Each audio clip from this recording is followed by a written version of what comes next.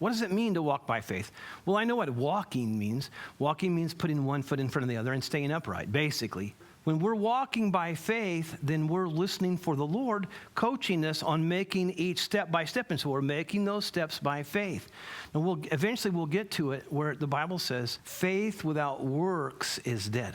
He can be telling me, put your foot here. Lord, I'm so glad for you to tell me where to put my foot. And I bet you that's a great place, but I'm not going to do it.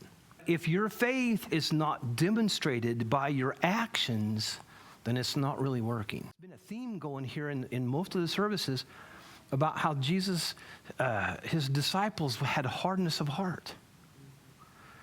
That they were supposed to learn something in the parable of the loaves and the fishes, and they didn't learn it.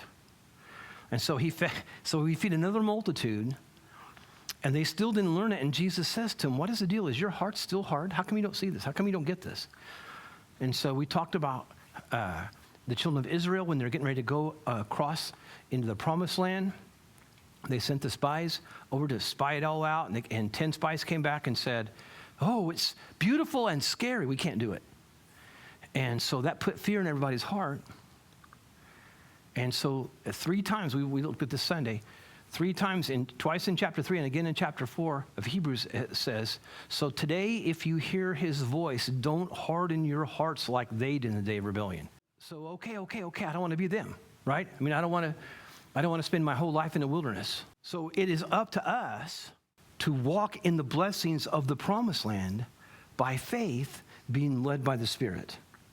And there's tons of Christians who never walk in the promised land. They're just hanging on, hoping to get to heaven.